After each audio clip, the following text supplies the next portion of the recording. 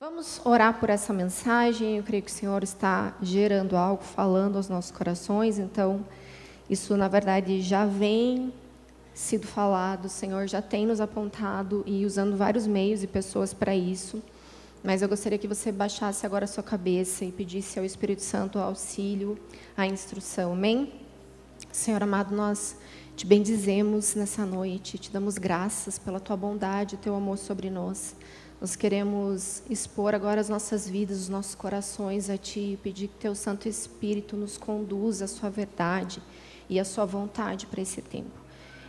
Que tudo que é nosso agora caia por terra, os nossos pensamentos cativos ao Senhor Jesus possam entrar em plena obediência à Tua vontade aqui, que tudo que é do homem, tudo que tem se levantado contrário à Tua palavra, agora seja removido do nosso meio, dos nossos pensamentos, dos nossos sentimentos, em nome de Jesus. Amém? Glória a Deus. Abra comigo João 17. Nós vamos ler do 20 ao 23. Uma oração que Jesus fez por nós.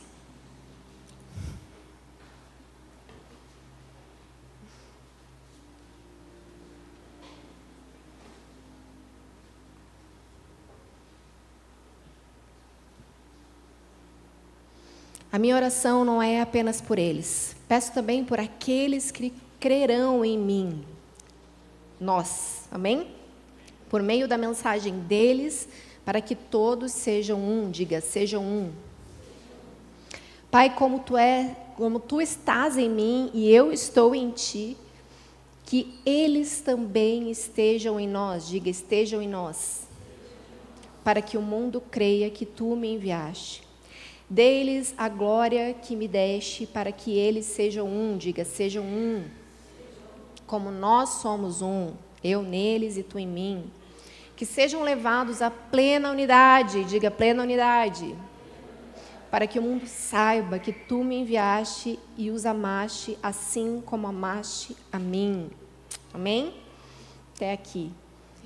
Além de ser uma oração poderosa, pensar que Ele orou por mim e por você, para que possamos chegar na plena unidade, isso mexe muito com o meu coração. Pensar que esse é um desejo de Cristo. E foi assim, na verdade, desde o início, quando o Senhor criou homem e mulher, desde a união, que a intenção era justamente formar uma família, multiplicar aquilo que era propriamente deles, Pai, Filho e Espírito Santo. Ele fez família nessa terra, formou homens e mulheres, e nas gerações manteve com eles uma aliança, um compromisso, e a intenção era que justamente nós pudéssemos então, não somente adorá-lo, mas então revelar a sua expressão de amor aos outros, às gerações.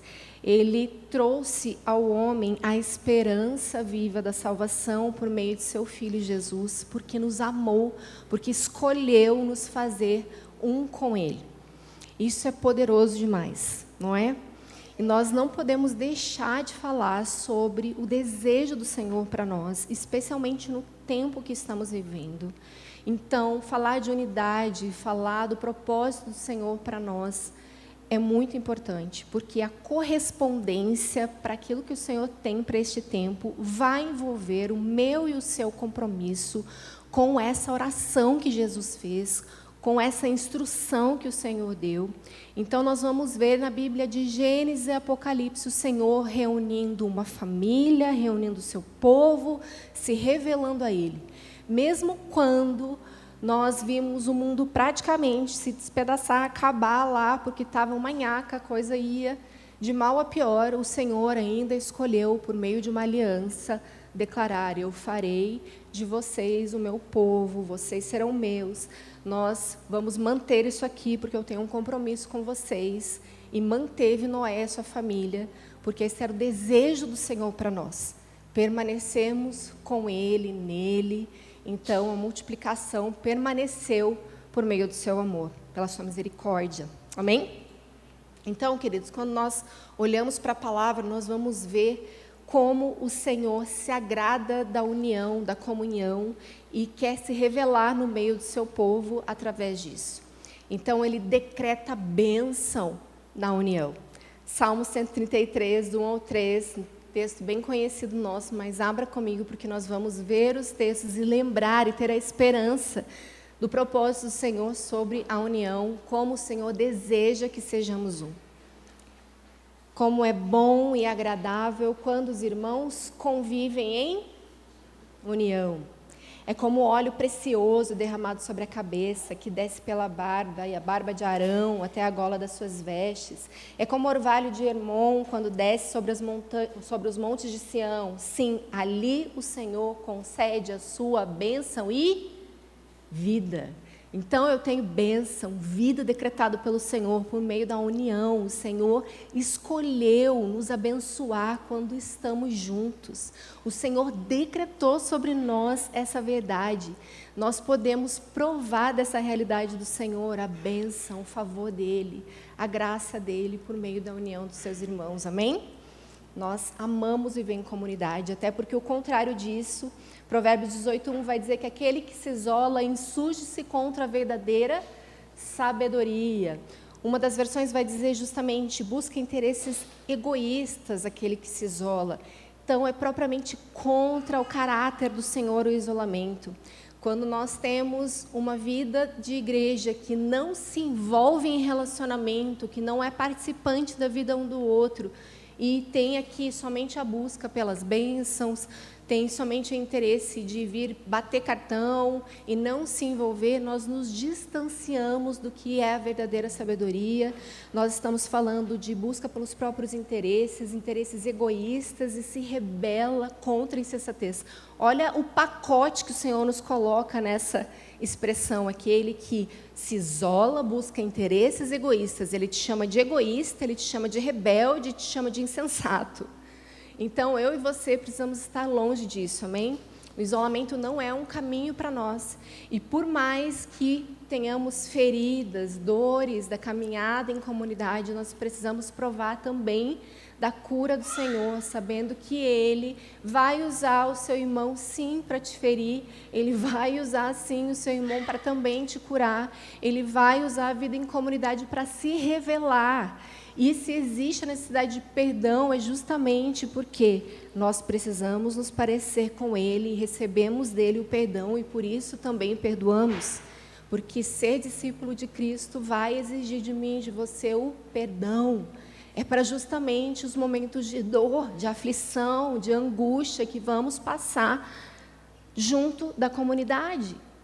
Então, eventualmente teremos. É o que desejamos? Obviamente não. É o que queremos causar? É claro que não. Mas, como ferro afia o ferro, o irmão afia. Então, vai sair faísca, muitas vezes não vai ser fácil, mas fira-me o justo, isso será como óleo sobre a minha cabeça. Então, nós vamos sim receber do corpo da igreja que é o fundamento da caminhada cristã, quer sermos feridos, quer sermos forjados, quer sermos alinhados uns pelos outros, amém? Glória a Deus.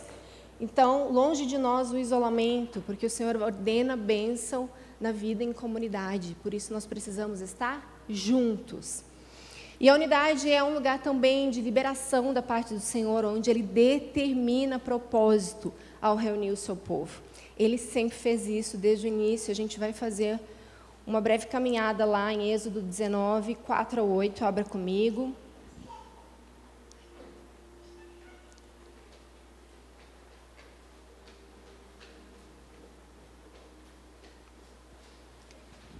Então, ele reúne seu povo que está ali em torno do Monte Sinai e ele vai falar com Moisés sobre este povo. Aberto? Vocês viram o que fiz ao Egito e como transportei vocês, diga vocês, sobre asas de águia e os trouxe para junto de mim. Agora, se me obedecerem fielmente e guardarem a minha aliança, vocês serão o meu tesouro especial entre todas as nações. Embora a terra seja minha, vocês serão para mim um reino de sacerdotes e nação santa. Essas são as palavras que você dirá aos israelitas. Moisés voltou, convocou as autoridades do povo e lhes expôs todas as palavras que o Senhor havia ordenado que ele falasse. O povo todo, diga o povo todo, respondeu unânime: faremos tudo que o Senhor ordenou. Moisés levou ao Senhor a resposta do povo. Nós sabemos que os desdobramentos, infelizmente, não se mantiveram nessa palavra, mas o Senhor faz ali uma convocação ao seu povo. O Senhor decidiu reunir o seu povo e chama eles de sacerdotes, de povo escolhido, amado dele. Então, o Senhor sempre separou o seu povo, livrou o seu povo, escolheu pelo povo, amém? E nessas ordenanças, o Senhor, junto ao povo, ele vai instruir, então, inclusive, as gerações. E nós vamos agora a Deuteronômio 4, 9 a 10, nós vamos ver. Aqui a gente está fazendo uma caminhada breve do Velho ao Novo Testamento, de como o Senhor escolheu um povo, reuniu gerações e como Ele quer manter isso, especialmente para o tempo que estamos vivendo, para o tempo do fim, porque esse sempre foi o propósito do Senhor. Nos fazer parecidos com Ele, imagem e semelhança, família, portanto, amém? Deuteronômio 4, então, do 9 ao 10. Apenas tenham cuidado. Tenham muito cuidado para que vocês nunca se esqueçam das coisas que os seus olhos viram. Conservem-nas da toda a vida na memória.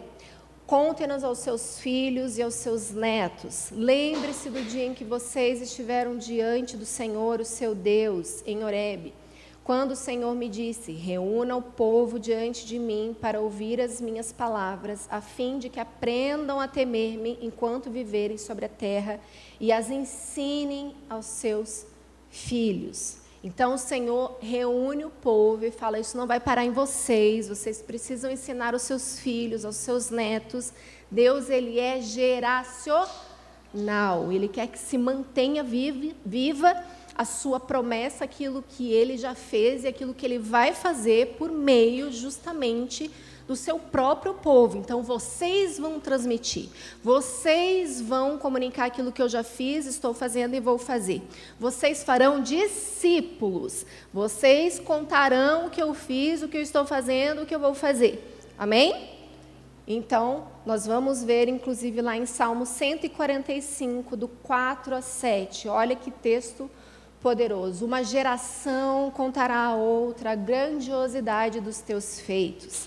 Eles anunciarão os teus atos poderosos, proclamarão o glorioso esplendor da tua majestade e meditarei nas maravilhas que fazes. Anunciarão o poder dos teus feitos temíveis e eu falarei das tuas grandes obras. Proclamarão as memórias da tua imensa bondade e celebrarão a tua justiça.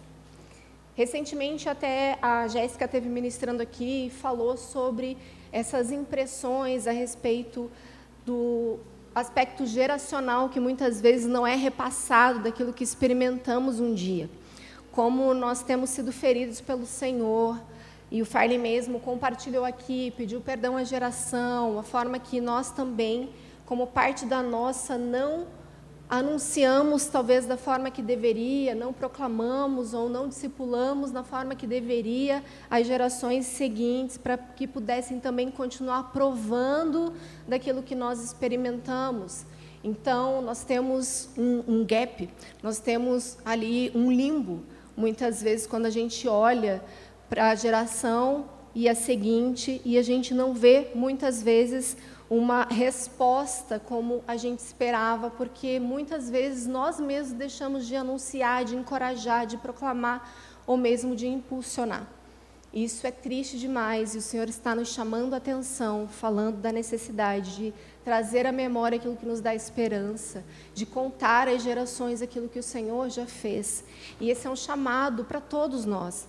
E por mais que você esteja aí recebendo e sabendo do que foi feito, você também é parte responsável de proclamar, de continuar contando, de continuar falando sobre as grandezas do Senhor. Porque, como eu disse, o Senhor tem um propósito na constituição da família, na constituição de um povo, que é justamente reunir para se revelar e que se proclame, que dê continuidade àquilo que está sendo feito, amém? Então, por se manter justamente essa geração em geração, as promessas do Senhor sendo contadas, que chegamos até Cristo. Então, já havia promessas da vinda do Messias, e isso já era contado, anunciado, profetizado, não é mesmo? Então, Jesus vem, e por mais que muitos não o reconheçam, nós sabemos que ele foi revelado, e muitos dos seus também creram. Mas porque isso foi anunciado de geração em geração, quando ele veio, aqueles que tiveram os olhos abertos, tiveram revelação, aceitaram, entenderam que ele era o Messias, então vieram os seus discípulos, que foram chamados a permanecer anunciando, a permanecer formando discípulos dele, amém? Então agora nós vamos a Atos. Antes disso, vamos olhar para esse aspecto geracional, antes de irmos para o Novo. Vamos lá em Joel, porque são textos fortes que nós conhecemos tanto, mas vamos olhar para esses aspectos que o Senhor decreta reunir o povo e as gerações se encontram na reunião dos santos, amém? Joel 2, nós vamos ver do 15 ao 17 ali. Toquem a trombeta em Sião. Ali nós estamos falando de um texto a respeito do dia do Senhor que se aproxima, ok? Toquem a trombeta em Sião, decretem jejum santo, convoquem uma assembleia sagrada, reúnam o povo, consagrem a assembleia, ajuntem quem? Os anciãos, reúnam as crianças, mesmo as que mamam no peito, até os recém-casados devem deixar os seus aposentos, que os sacerdotes que ministram perante o Senhor chorem entre o pórtico do templo e altar orando. Então, devem clamar. Mas nós vamos para a sequência ali, do verso 28, só para a gente entender a forma que o Senhor escolheu se derramar, anunciar e como nós devemos estar juntos. Verso 28 do 2 ainda. E depois disso, derramarei o meu espírito sobre todos os povos. Os seus filhos e as suas filhas profetizarão. Os velhos terão sonhos, os jovens terão visões, até sobre os servos e as servas derramarei o meu espírito naqueles dias. Então o Senhor está falando, eu reuni um povo e eu continuo reunindo um povo, e esse povo continuará reunido para que eu volte. Quantos estão compreendendo o chamado do Senhor? Sempre foi sobre reunir um povo, sempre foi sobre separar uma família. Ele nos escolheu, nós temos plena convicção e alegria disso, mas nós precisamos dar uma resposta, reconhecer, porque se existe um apontamento a respeito do isolamento, fala que sim, homens e mulheres, mesmo dentro da igreja, negligenciarão a unidade. Vão romper com a unidade, vão andar divididos. E nós vamos, depois na sequência, ver isso, especialmente no Novo Testamento, que nós vamos chegar agora, e sobre como mesmo dentro da casa, infelizmente, há divisão fora do propósito daquilo que o Senhor determinou. Então vamos lá, o Senhor vai instruir e cumprir suas promessas, então, junto ao seu povo, que de geração em geração foi anunciado a sua chegada, então ele veio. Atos 1, nós vamos ver juntos do 6 ao 9.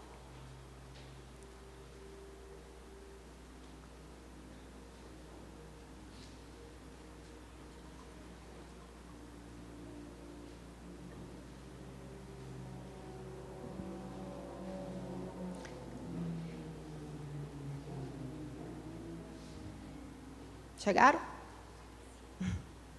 Então, os que estavam reunidos, diga reunidos, lhe perguntaram, Senhor, é nesse tempo que vais restaurar o reino a Israel? Ele lhes respondeu, não compete a vocês saber os tempos ou as épocas que o Pai estabeleceu pela sua própria autoridade. mas receberão o poder quando o Espírito Santo descer sobre vocês. E serão minhas testemunhas, tanto em Jerusalém, como em toda a Judéia e Samaria, e até os confins da terra. Tendo dito isso, foi elevado às alturas, enquanto eles olhavam, e uma nuvem o encobriu da vista deles. Pensar que foi para este momento, um pouco antes dele subir, ele escolheu anunciar algo tão poderoso. Enquanto vocês estiverem reunidos, nós vimos o Senhor escolher um caminho, a união. O Senhor escolheu falar com o seu povo na união, na reunião deles ali. Amém? Então ele escolheu lá. Nós vamos ver em Atos 2, 1-4, o que aconteceu quando chegou o dia, não é mesmo? Lá na sequência. Quando chegou o dia de Pentecostes, eles estavam o quê? Reunidos, diga reunidos, em um só lugar. A promessa está sendo aqui cumprida. Então ele prometeu e o Espírito Santo veio.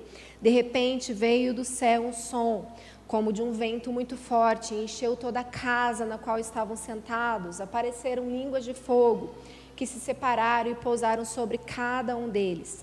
Todos ficaram cheios do Espírito Santo e começaram a falar em outras línguas, conforme o Espírito permitia que se expressassem. É poderoso pensar que o Senhor escolheu a reunião dos santos para se manifestar, para vir com poder. E é dessa maneira que nós continuamos crendo. Quando estamos reunidos, o Senhor tem um propósito de se manifestar, de se revelar, amém? E em Atos 2, o 39 e 41, nós vamos ler ali, vai comigo um pouquinho mais para frente. Pois a promessa é para vocês e para os seus filhos, um Deus geracional. Novamente ele está dizendo, não vai parar em você, mas deve permanecer. E para todos os que estão longe, para todos quanto o Senhor, o nosso Deus, chamar, com muitas outras palavras, os advertia e insistia com eles. Salvem-se dessa geração perversa. Os que aceitaram a mensagem foram batizados e naquele dia houve um acréscimo ao número de seguidores de aproximadamente 3.000 pessoas. Então, o que acontece na reunião e na manifestação do Senhor de poder, o Senhor acrescenta os seus. O Senhor traz os seus por meio dos testemunhos de poder do Senhor em nosso meio, amém? E é claro que ali a vida em comunidade deve acontecer. Então, o Senhor tem propósito de derramar o seu poder, propósito de edificar os santos, nós vamos ler alguns textos sobre isso também, e também de multiplicar, de acrescentar os seus. E a vida em comum acontece lá no verso 42, 47. Bem conhecido nosso, vai lá, só grifa, só para conectar aqui o que o Senhor está falando. Eles se dedicavam ao ensino dos apóstolos e à comunhão, ao partir do pão e às orações. Todos estavam como? Cheios de temor, e muitas maravilhas e sinais eram feitos pelos apóstolos. Os que criam mantinham-se como?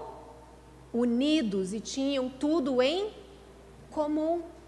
A vida comum acontecendo e o Senhor operando maravilhas, mas havia algo no coração, que era o temor.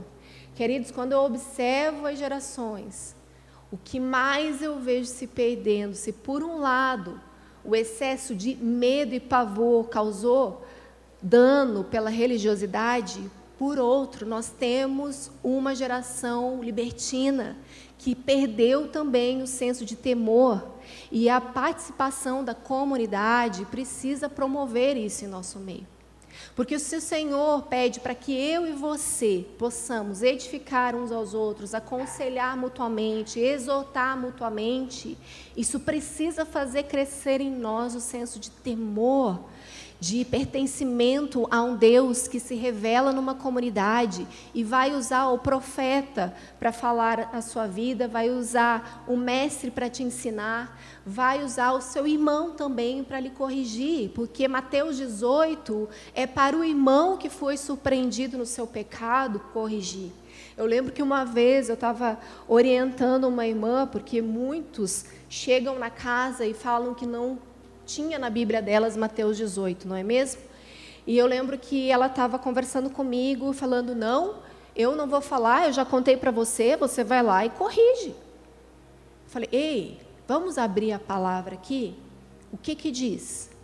Se o seu irmão vai até o seu irmão, não diz vai até o seu pastor e o seu pastor vai lá e corrige a sua ovelha, é isso que diz?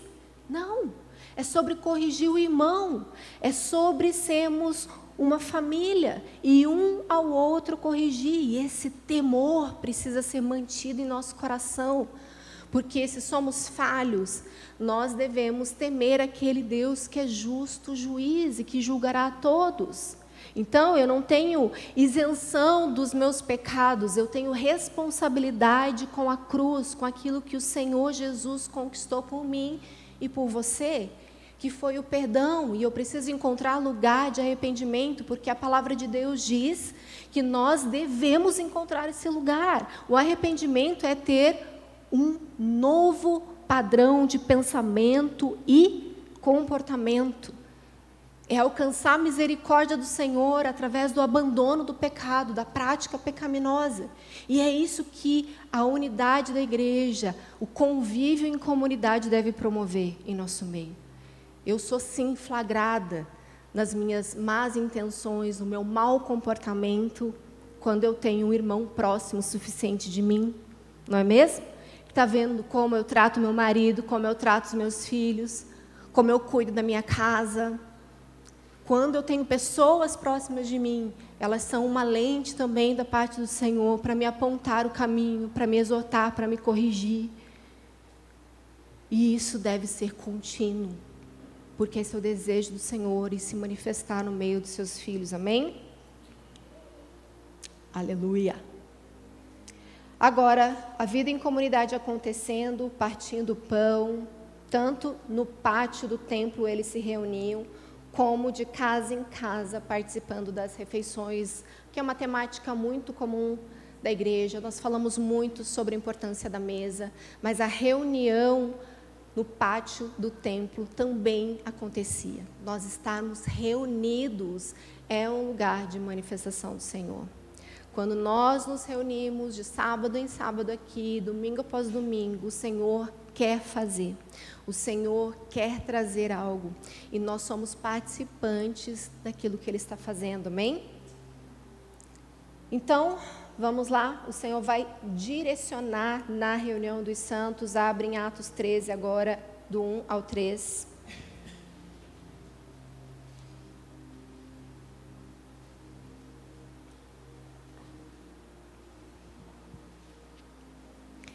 Na igreja de Antioquia, diga igreja, havia profetas e mestres. Barnabé, Simeão, chamado Níger, Lúcio de Cirene, Manaém, que fora criado com Herodes, o tetrarca, e Saulo. Enquanto adoravam o Senhor, diga, enquanto adoravam o Senhor. Hoje bem didática. E jejuavam. O Espírito Santo disse. Quando que o Espírito Santo disse?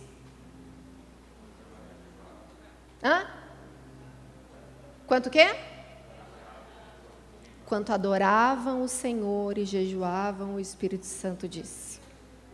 Separem-me Barnabé e Saulo para a obra que os tenho chamado. Assim, depois de jejuar e orarem, puseram-lhe as mãos e os enviaram. O Senhor quer reunir os seus profetas e os mestres e continuar dando direção à igreja. Nós cremos como igreja nesse movimento. Nós estamos intencionalmente querendo inclusive promover encontros dos profetas e dos mestres para orarem, para buscarem mais juntos, para entenderem. Mas você consegue perceber que mesmo nessa assembleia aqui, que nós estamos reunidos, que é a Igreja de Jesus, nessa noite, cultuando juntos ao Senhor, nós estamos também sujeitos à instrução do Espírito? Que nesse ambiente aqui nós temos profetas, mestres, homens e mulheres com porções que o Senhor mesmo determinou para as suas vidas e que algo da parte do Senhor aqui pode ser instruído? Quantos creem nisso? Quantos de vocês já experimentaram vir para uma sala de oração, ou mesmo num culto como esse, e alguém te abordou, orou por você e você teve uma palavra, uma direção de Deus? Quantos já experimentaram isso? Isso é poderoso, isso é a igreja reunida, a Assembleia dos Santos, onde o próprio Espírito quer instruir. E não é somente de púlpito, porque essa parte é muito importante, é claro, quando nós estamos aqui alinhando, quando nós estamos aqui profetizando, quando nós estamos aqui ensinando, é a parte que o Senhor está também derramando. Mas na mutualidade, mesmo antes, depois das reuniões, nós precisamos estar atentos, porque o próprio Espírito vai usar o mestre, vai usar o profeta, o evangelista, o pastor, cada um no seu chamado, na sua comissão, na sua porção. Amém? Em nome de Jesus, vamos entender que a nossa reunião, ela é muito importante. Então, ela vai promover também a edificação. 1 Coríntios 14, 26. Vai falar justamente, portanto, que diremos, irmãos, quando vocês se reúnem, diga reúnem, aleluia, um tem salmo, um tem ensino, um tem revelação, um fala em línguas e um tem a interpretação, tudo seja feito para a edificação da igreja. Nós precisamos estar reunidos para que o próprio Espírito possa se mover aqui e nos edificar.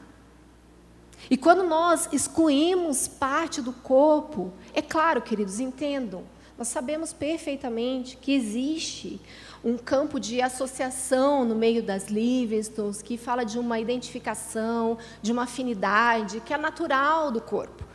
Assim como o Senhor reúne várias formas de assembleia, tipos de igreja, no nosso meio também nós teremos pessoas que se identificam mais umas com as outras.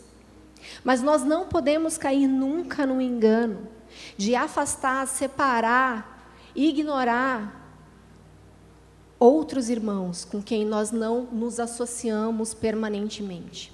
Quando nós nos reunimos aqui para adorar o Senhor, quando nós temos retiros, tempos de comunhão, ou qualquer outra expressão que fale dessa reunião, nós precisamos receber uns os outros, porque o Senhor, Ele é tudo em todos. E quando eu passo a rejeitar alguém porque eu não tenho afinidade, quando eu passo a rejeitar alguém porque eu não vou com a lata, quando eu passo a rejeitar alguém que eu não vou com a cara, que eu tenho uma impressão, que eu não gosto muito, eu estou rejeitando o próprio o próprio Senhor. Eu estou rejeitando o próprio corpo. Eu estou dividindo, arrancando, menosprezando, tirando, quando não pisoteando, porque as pessoas têm uma capacidade de serem más, não é mesmo? Elas têm capacidade de falar mal, elas têm capacidade de olhar com um olhar superior, elas têm capacidade de olhar com rejeição, elas têm capacidade de ferir, de fato, o próprio corpo. E nós devemos temer, porque nós temos uma única cabeça, que é Cristo, e nós somos membros de um só corpo. E quando eu faço a acepção de pessoas, quando eu tento desmembrar esse corpo, nós estamos ferindo o próprio Cristo. E o Senhor não é nenhum Frankenstein. E o Senhor não está aqui mutilando ninguém. Mas, infelizmente, a Igreja de Cristo se tornou grandes mutiladores do corpo de Cristo. E nós devemos encontrar lugar de arrependimento. Nós devemos pedir perdão. Porque não é assim que o Senhor deseja que andemos. Sabe, queridos, eu e Farley nos conhecemos num contexto de igreja local, mas sempre fomos expostos a ministérios que nos encorajaram muito a viver a unidade. Então, o nosso primeiro movimento ministerial foi na época chamado Desperta, Nação Escolhida, não sei quantos já ouviram falar, o que depois se tornou apenas Desperta e hoje é Awake. Né? Caro que está desde o início, praticamente, de sempre. Sabe que o movimento sempre foi sobre a unidade da igreja. Então, nós tínhamos um evento que reunia vários ministérios, a intenção justamente era ser interdenominacional, então nós contávamos desde a equipe até os participantes de pessoas de várias comunidades. Nós não fazíamos nada com a nossa igreja local específica, apesar de, claro, elas poderiam participar, mas nós sempre contamos com a igreja, com o movimento de unidade. Então, nós tínhamos pessoal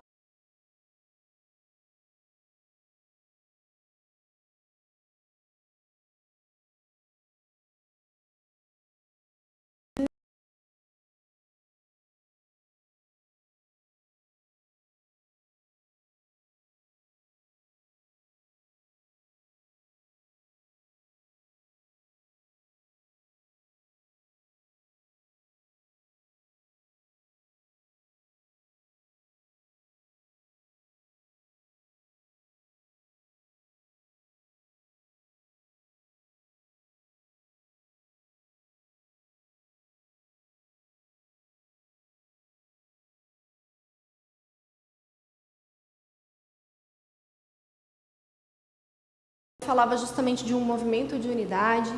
Nós tivemos muitos testemunhos a respeito disso, pessoas que receberam crachá da sua cidade de origem, do seu estado de origem, pessoas que nunca tinham orado por aquele estado. Então, tudo que você possa imaginar de testemunho nós tivemos, mas o movimento foi poderoso de unidade. E o Senhor sempre trouxe isso ao nosso coração, nós sempre tivemos esse entendimento. Mas o tempo foi passando e a verdade é que a unidade da igreja brasileira, ela é muito desafiadora.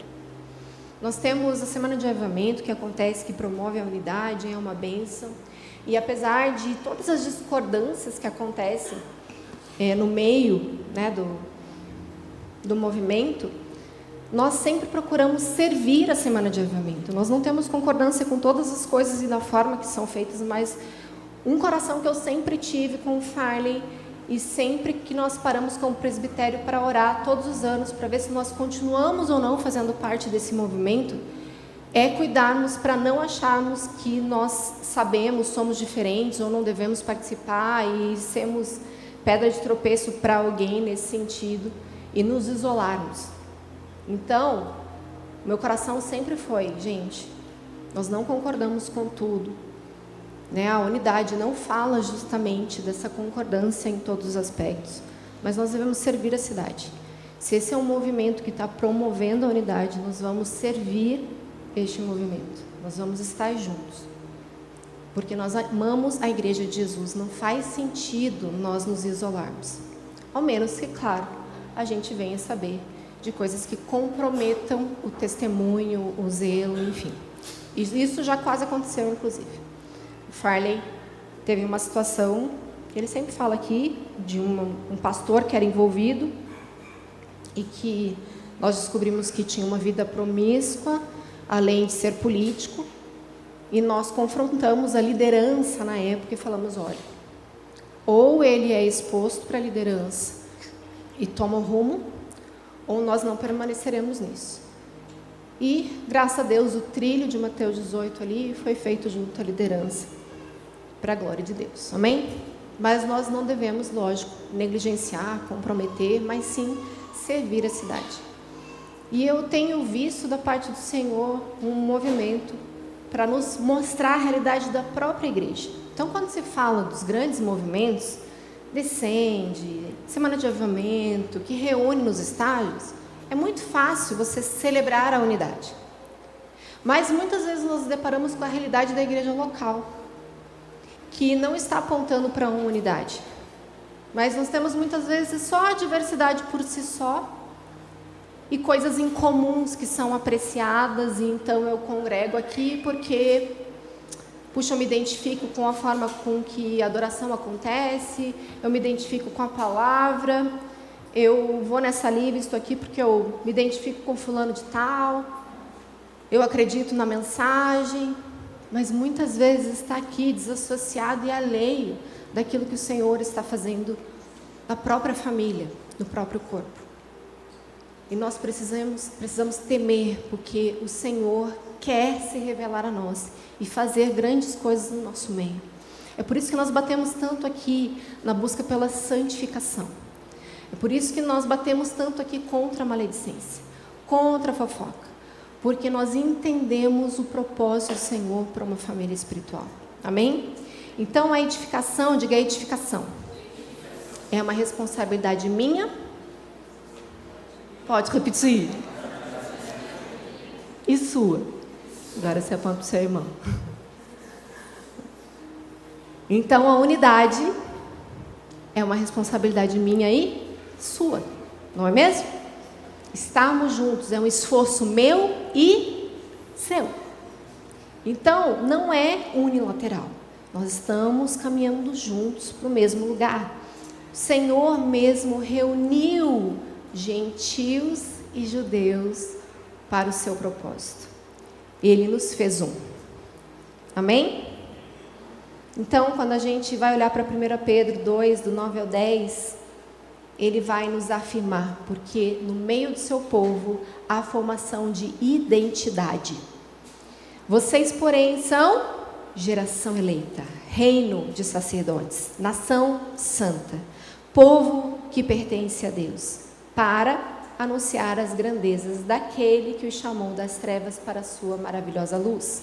Antes vocês eram povo, mas agora são povo de Deus. Não haviam recebido misericórdia, mas agora receberam. Então o Senhor está anunciando e nos chamando para um povo santo, sacerdote, eleito. Mas eu sozinha não sou. Nós somos. Eu não sou a igreja, nós somos.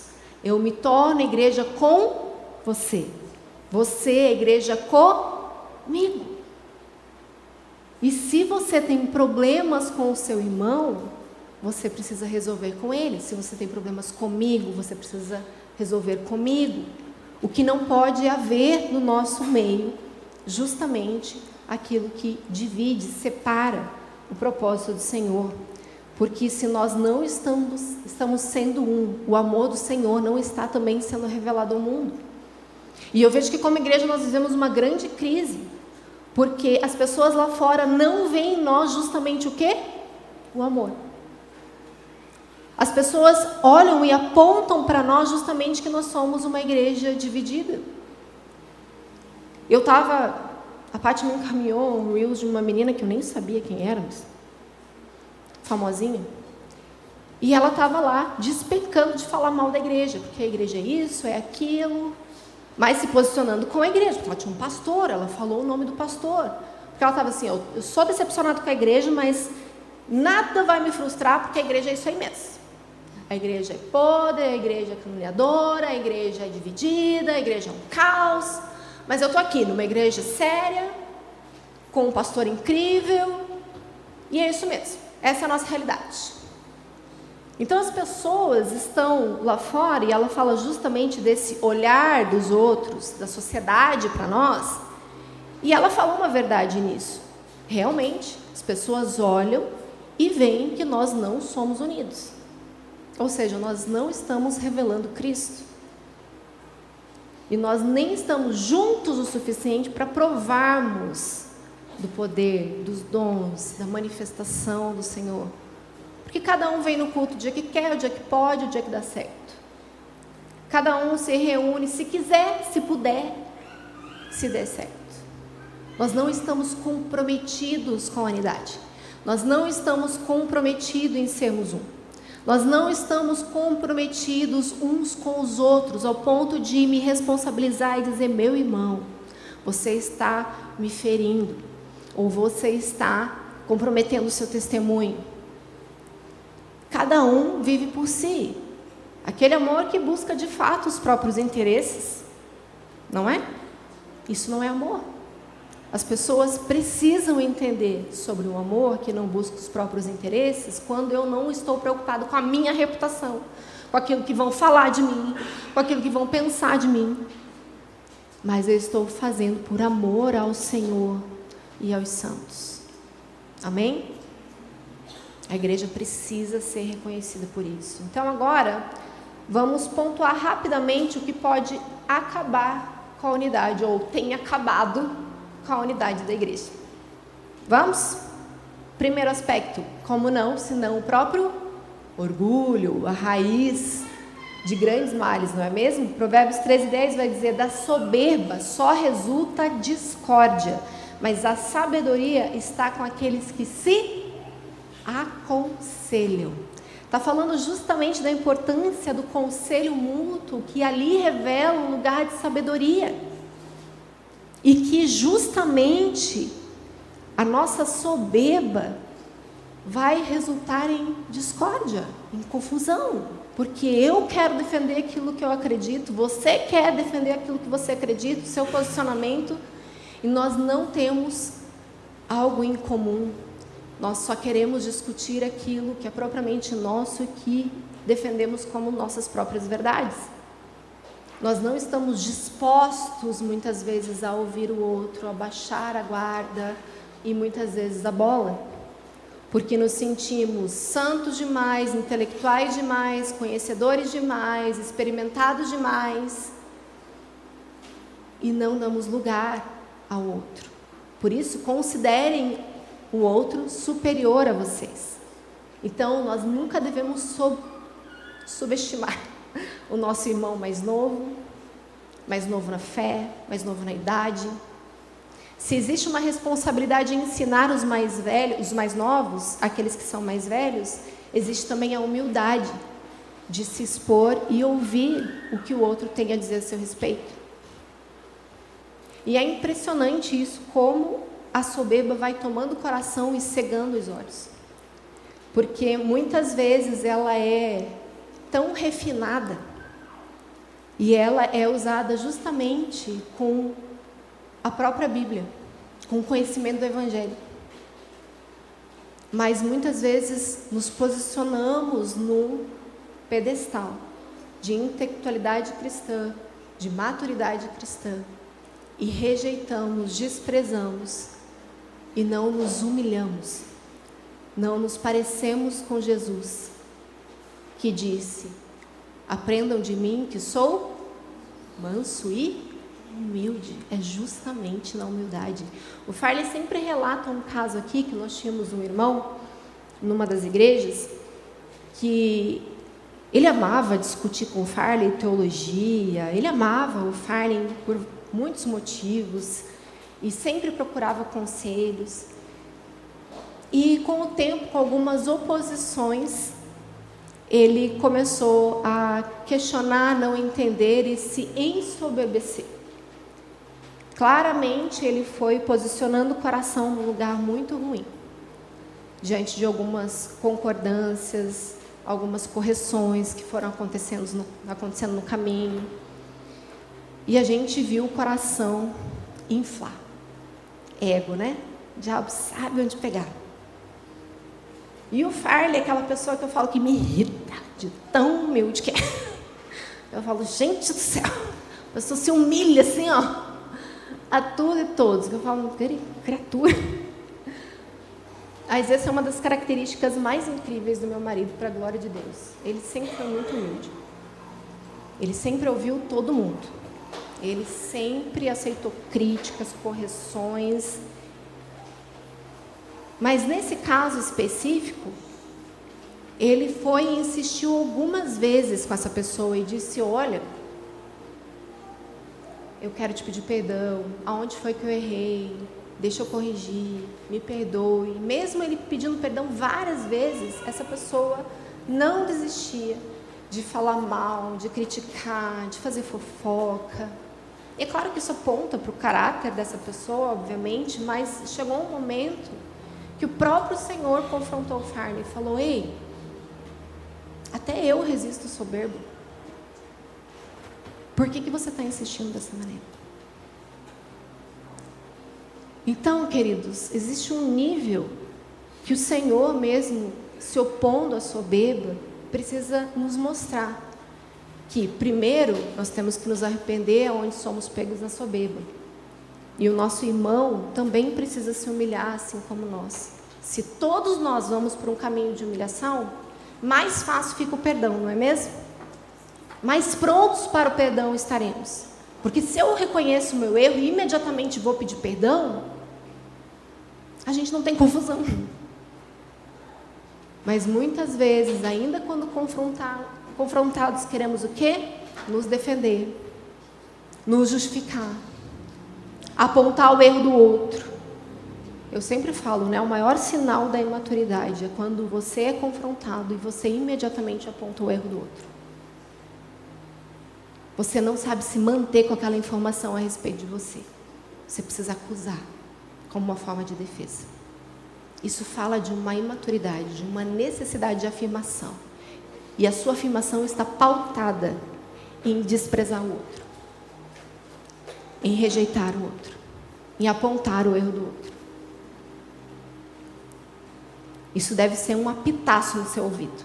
Quando você, numa discussão, ao invés de aceitar, acolher e pedir perdão, você retruca com o erro do seu irmão.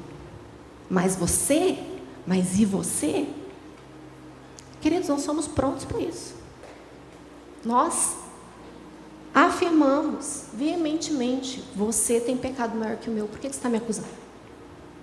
Quando o Senhor nos chama, aquele que não tem pecado, que atire a primeira pedra. Quantos estão comigo? A soberba e o orgulho nos afasta da verdadeira comunhão. Em Provérbios 16, 18, 19 diz também: antes da ruína vem a soberba. O espírito orgulhoso precede a queda. Melhor é ser humilde de espírito com os humildes do que repartir o despojo com os orgulhosos. Está vendo que até entre humildes e soberbos existe uma relação aqui de comunhão? Como os orgulhosos se atraem, não é mesmo? Os soberbos se atraem. Parece que eles se reúnem. Eles formam quase uma escola. Mas os humildes também, para a graça de Deus, né? Com a bondade dele. Aleluia. Então, melhor é ser humilde de espírito com os humildes. O Senhor nos chama a nos reunirmos entre os humildes. E por isso que o orgulho, a soberba precisa ser combatida em nosso meio. Apontada. Ah, meu irmão, isso é orgulho, isso é soberba. Quantos estão entendendo? E é claro, olhar primeiro para o nosso cisco no olho, né? Se há em nós alguma posição de soberba, de orgulho, nós precisamos hoje decidir por pedir perdão, por se humilhar. Amém? Escolher andar sozinho é outro aspecto que acaba, logicamente, com a unidade, como bem eu comecei falando, que é aquele que se isola e surge contra a verdadeira sabedoria. Terceiro ponto, a língua. A fofoca e a maledicência, óbvio, vão roubar a unidade do nosso meio. Provérbios 16, 28 vai dizer: o perverso semeia discórdias e o difamador separa maiores amigos. Olha o que a palavra de Deus está nos apontando. Você já viu amizades serem rompidas, separadas, divididas por causa de semeadura de outros irmãos? Eu já vi muitas. E já sofri o dano disso também. Quantas vezes experimentamos dentro da própria igreja pessoas que nos acusam, que nos difamam, que nos ferem e que estão levando adiante as situações, as dores, estão levando adiante e separando grandes amigos. Isso é triste demais. Provérbios 6, abra a Bíblia comigo.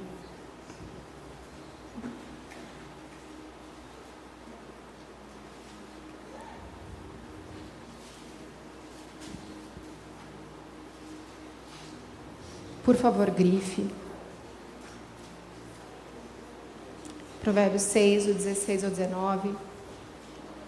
6 coisas o Senhor Deus odeia, e uma 7ª sua alma detesta ou abomina, em algumas versões.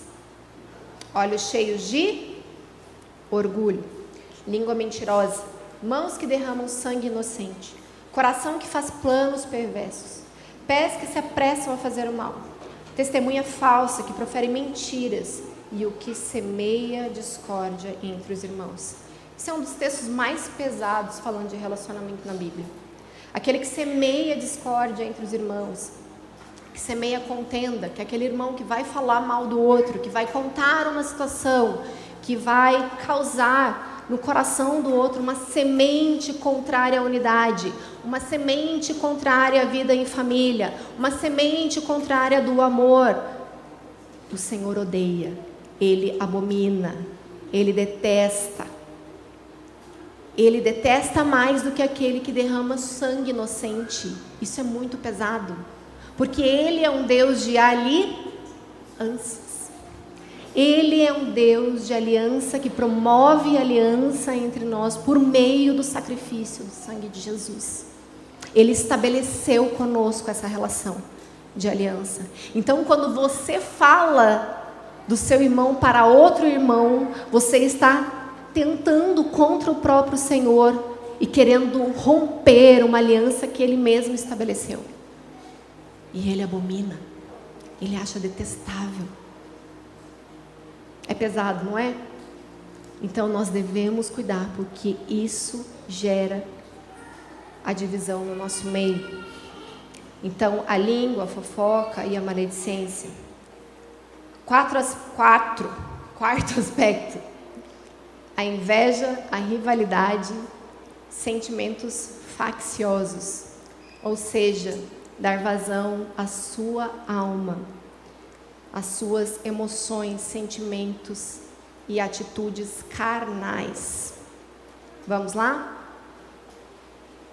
Tiago 3, abra comigo, 14 a 18.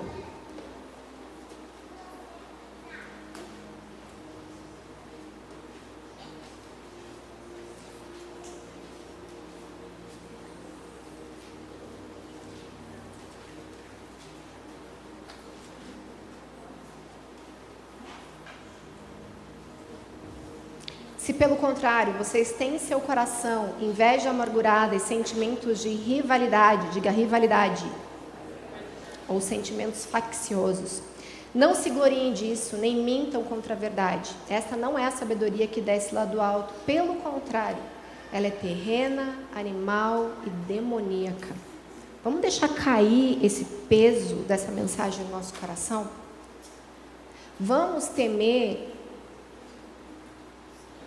e entender o que a palavra de Deus está dizendo. Quando nós temos sentimento de amargura, sentimento de rivalidade, quando nós vivemos um ambiente de facção e divisão no nosso meio, isso não vem do alto. Vamos deixar o peso do poder da palavra de Deus cair. O que é esse sentimento? Repita comigo: é terreno, é animal, é demoníaco. Eu e você precisamos lutar contra isso. Rejeitar esses sentimentos e não promover esses sentimentos. Isso quer dizer não dar lugar, não dar vazão, nem a você mesmo, nem ao que sai da boca do seu irmão. Olha o que ele está chamando: isso é animal, isso é demoníaco, isso é carnal. Isso não vem de mim.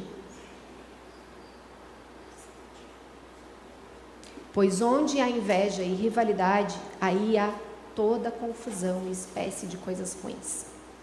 Mas a sabedoria lá do alto é primeiramente pura, depois pacífica, gentil, amigável, cheia de misericórdia e de bons frutos, imparcial e sem fingimento. Esse é o nível relacional que a unidade promove. Nós temos um ambiente pacífico. Nós temos um ambiente cheio de misericórdia e bons frutos.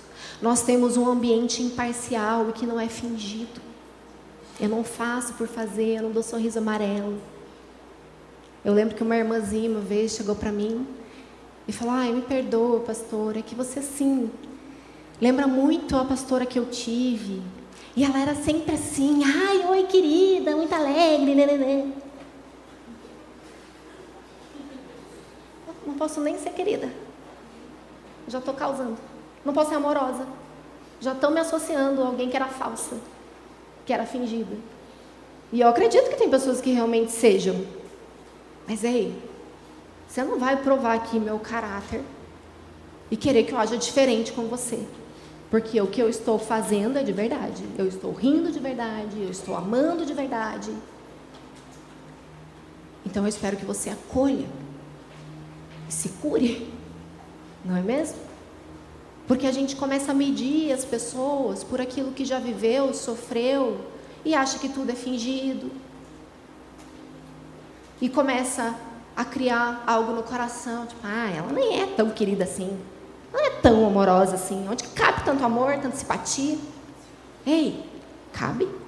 Isso é fruto do Espírito. Amabilidade, bondade, fidelidade, alegria, paz, mansidão, domínio próprio, é fruto do Espírito e todos nós devemos ter. Agora, o contrário disso é obra da carne. Vamos a Gálatas, o que diz lá? 5, texto bem conhecido também, mas vamos ler a Bíblia, né? Esse é o poder da palavra de Deus, que nos fere, nos exorta. Gálatas 5, do 10 em diante, diz... 10 não, 19. Estamos enxergando bem, graças a Deus. Ora, as obras da carne são manifestas. Quais são? Imoralidade sexual, impureza e libertinagem, idolatria e feitiçaria, ódio, discórdia, ciúmes, ira, egoísmo, dissensões, facções, inveja, embriaguez, orgias e coisas semelhantes. Eu os advirto como antes já os adverti. Aqueles que praticam estas coisas não herdarão o reino de Deus. Se tem atitudes em nós de facção, de egoísmo, de ciúmes e inveja, nós precisamos hoje nos arrepender, meus queridos, porque muitas vezes nós pegamos o contexto ali e falamos, imagina, orgia, imoralidade sexual. Não, pastor, eu já me arrependi, estou longe disso. Isso para não falar no seu secreto, no seu quarto, a pornografia que você acessa, mas que o Senhor possa tocar e te levar a um lugar de arrependimento em nome de Jesus. Mas as facções, as dissensões, a inveja, o egoísmo, a ira, também são obras que nos impedem de viver o reino de Deus eternamente. Amém? Precisa pesar essa palavra em nós. Mas o fruto do Espírito é o quê? Amor, alegria, paz, paciência. Aleluia. Glória a Deus, minha filha. Será que ouve em casa um pouquinho? Aleluia. O Senhor está nos chamando a nos arrependermos desses atos que são carnais, que são demoníacos. O Senhor está santificando e purificando a sua igreja, amém? E essa é a nossa resposta. Outro aspecto é o partidarismo.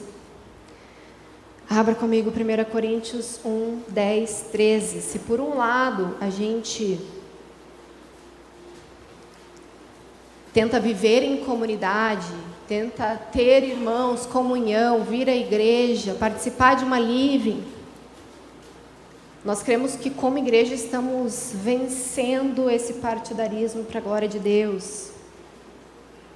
E infelizmente esse movimento em células, a gente já falou aqui algumas vezes sobre isso, esse movimento das festas das células, cores das células, e o líder, o supervisor, o coordenador, as não sei quantas pessoas debaixo daquela rede trouxeram esse aspecto demoníaco, animal, carnal, faccioso no nosso meio, nós precisamos cuidar com as sutilezas do partidarismo, ok? 1 Coríntios 1, de 10 a 13 diz: irmãos, pelo nome do nosso Senhor Jesus Cristo, peço-lhes que todos estejam de acordo naquilo que falam, que não haja divisões entre vocês. Diga, divisões! Pelo contrário, que vocês sejam unidos no mesmo modo de pensar e no mesmo propósito. Pois, meus irmãos, fui informado a respeito de vocês, por alguns membros da casa de Cloé, de que há brigas entre vocês. Eita confusão! Refiro-me ao fato de cada um de vocês dizer: eu sou de Paulo, eu sou de Apolo, eu sou de Cefas, eu sou de Cristo. Será que Cristo está dividido? Será que Paulo foi crucificado por vocês? Ou será que vocês foram batizados em nome de Paulo? Pelo amor de Deus, né, gente? Isso deveria estar muito ultrapassado no nosso meio, mas infelizmente ainda é uma realidade. Se alguém de vocês aqui tiver qualquer discursinho do tipo: eu sou do pastor Diego, eu sou do Osiel, eu sou de Pinhais, eu sou... Ai, Jesus amado, eu sou do Samuel da Paloma, eu sou do Fernando da Jéssica. Meus queridos,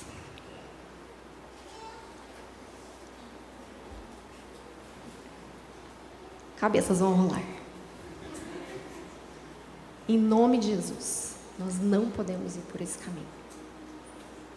E existe essa sutileza de se sentir tão parte, pertencente a um grupo, a um movimento, ao encontro dos santos, mas que excluem os outros santos. Aí eu vivo vida em comunidade. Eu aprecio a mesa, mas não dá mesa para o outro irmão, não convida o outro irmão, não chama os outros irmãos. Essa união é para todos nós. É claro que a gente não vai conseguir reunir todos o tempo todo, mas precisa haver em nós um esforço de sermos parte e de ouvirmos aquilo que o Senhor está falando na vida uns dos outros, porque se Cristo Ele é tudo em todos, eu preciso dar lugar para conhecer essa multiforme sabedoria de Deus. Quantas pessoas você já se sentou à mesa que pensam diferente de você, que não fazem parte da sua living, que não vivem a vida em comunidade que você vive lá no seu ninho secreto?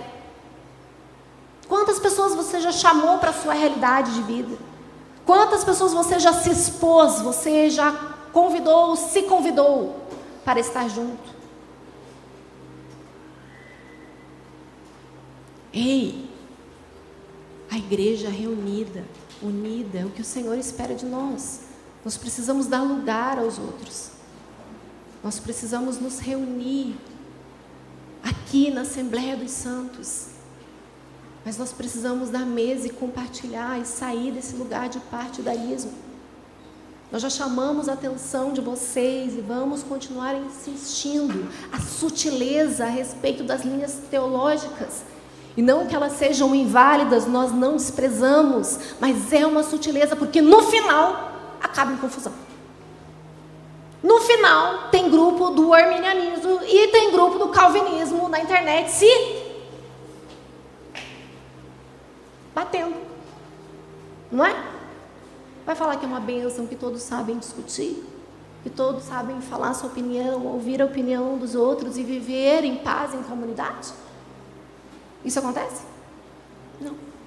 No final, eu sou de Calvino, eu sou de Armínio.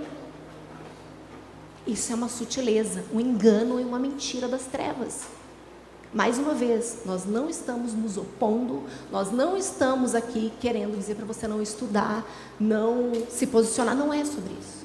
É sobre como você usa o seu conhecimento, a sua teologia, a forma que você se posiciona, e exclui, e faz separação, e acusa, e causa dano. Concorda comigo? Existe sim uma sutileza do partidarismo acontecendo na vida da igreja. E nós precisamos fazer um movimento contrário.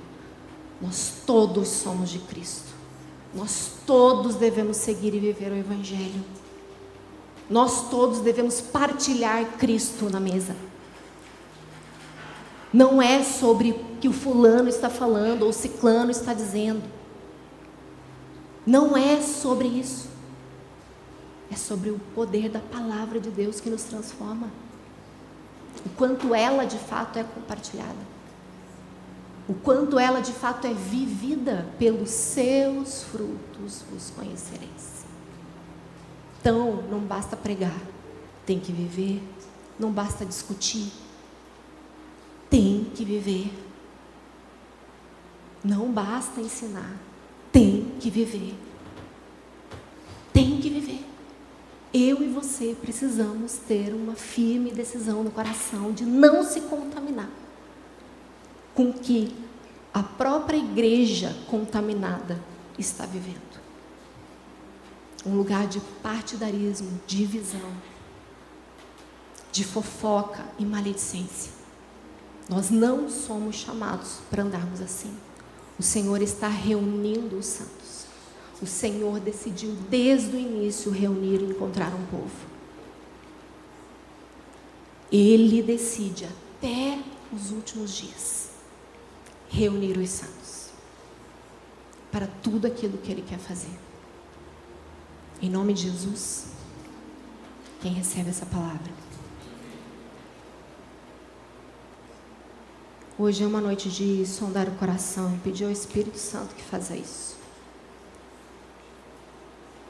Muitas vezes estamos com alguns comportamentos tão enraizados, tão contaminados, que temos dificuldade de nos expor à verdade. A nossa tendência é nos isolarmos nos nossos próprios grupos. Eles pensam como eu, andarei com eles, como eles. Então, eu me identifico aqui com esse grupo.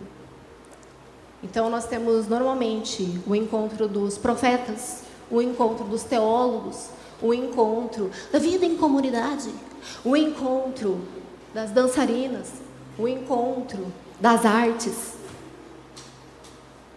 Não tem? Os núcleos se formam dentro da casa do Senhor. E não há problema em se compartilhar a vida comum.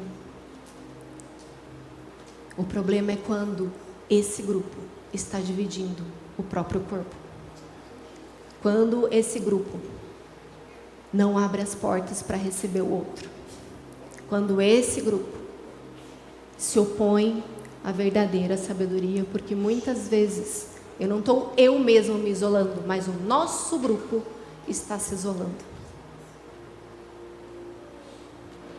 E nós estamos deixando de receber do corpo do Senhor. Nós não estamos permitindo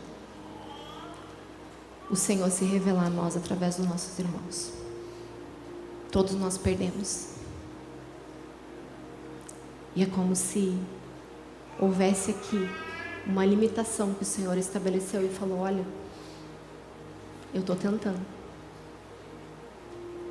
mas eu estou vendo que no meio do meu povo há divisões, facções, e eu não tenho parte com isso.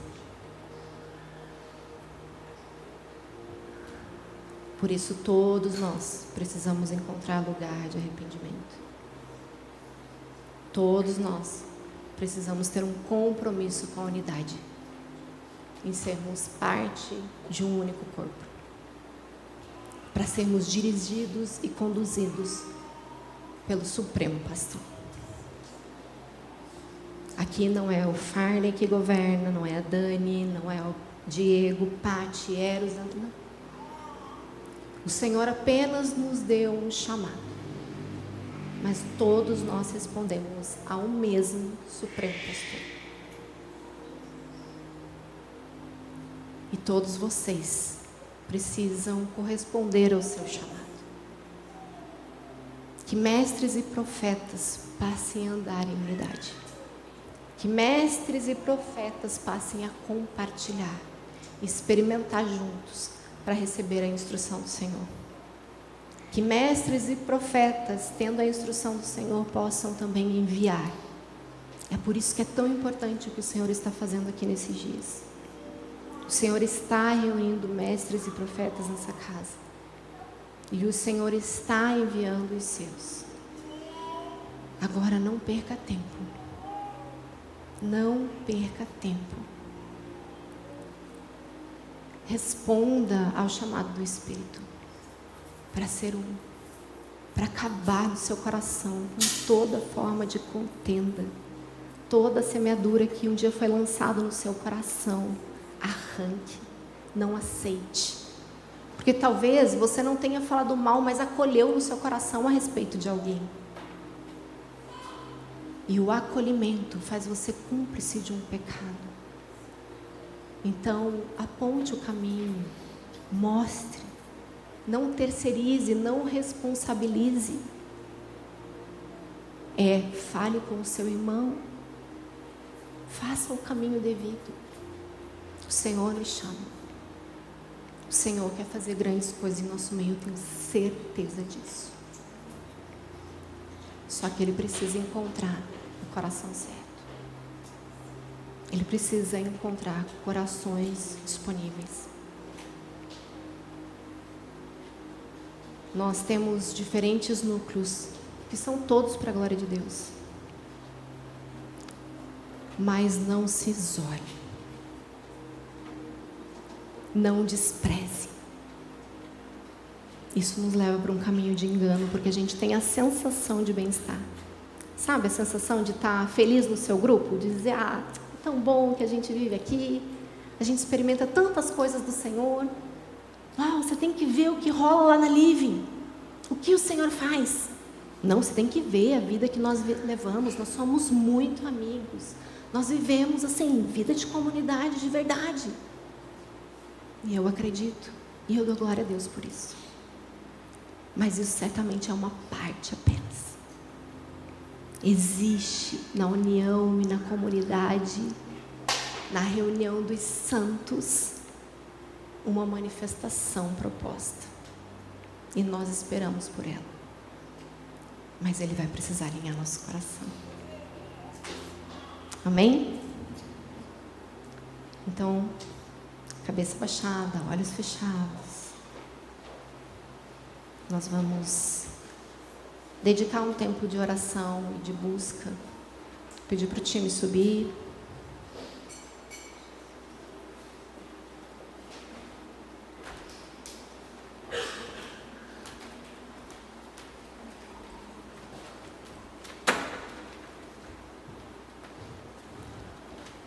E eu queria que a sua primeira oração fosse um pedido para o Senhor. Senhor, o que eu estou perdendo? Tenha coragem de fazer essa pergunta. O que eu estou perdendo?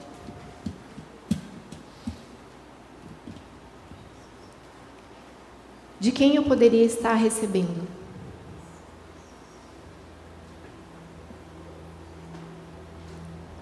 Abre os nossos olhos hoje, Senhor.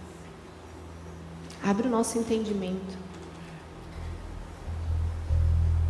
Nós não queremos nos acomodar na nossa própria realidade.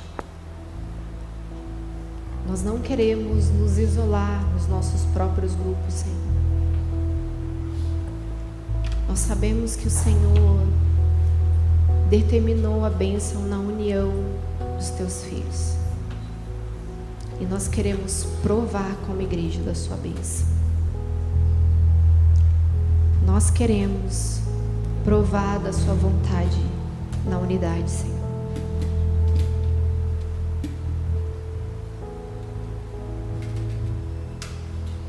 Nós queremos te pedir perdão hoje por toda negligência,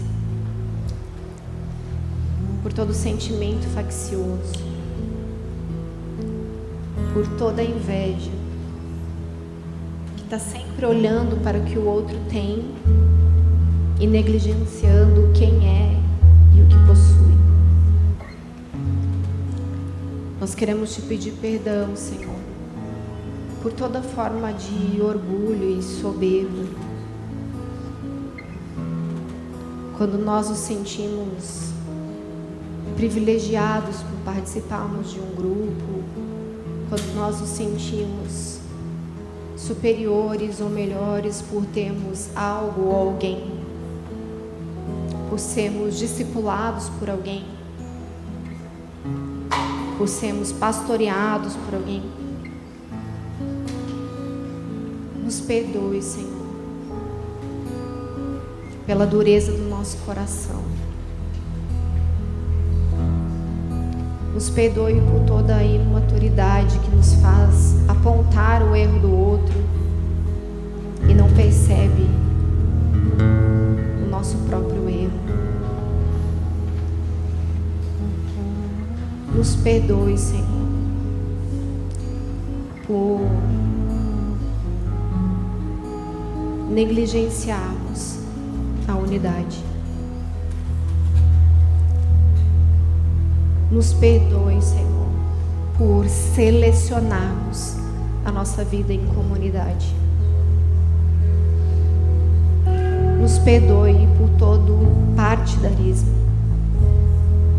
por escolhermos pessoas, escolhermos teologias e não escolhermos o Senhor, a sua palavra e uns aos outros.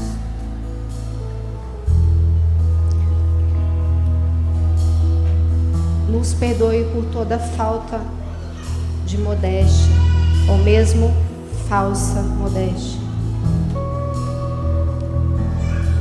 Nos perdoe por todo discurso de humildade, mas olhar arrogante. Nos perdoe por toda fala mansa, mas cruel no julgamento.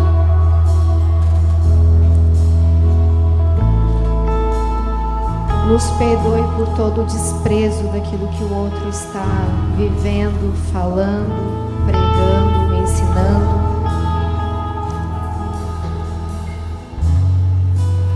Nos perdoe por, como Mical, sentarmos numa janela e apontarmos o dedo.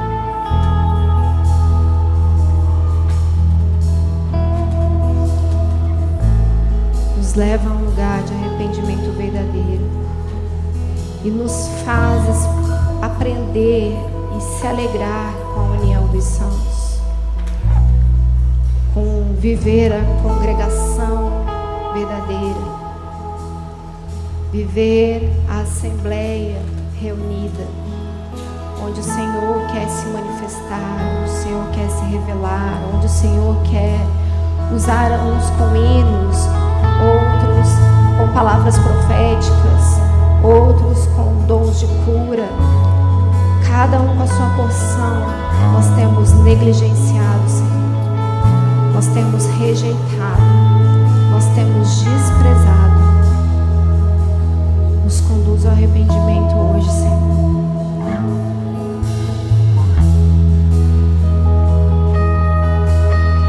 Nos perdoa, Senhor,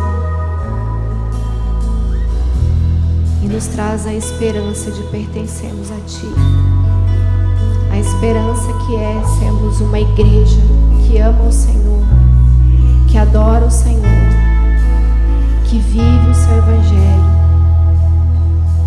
A esperança e a alegria de tão grande salvação que nos alcançou. Que eu e os meus irmãos possamos experimentar dessa alegria de viver em comunhão no Salmo 133, Senhor. Que seja uma verdade para nós, que produza bênção e vida para essa casa, a alegria de se viver em união, Senhor. Em nome de Jesus.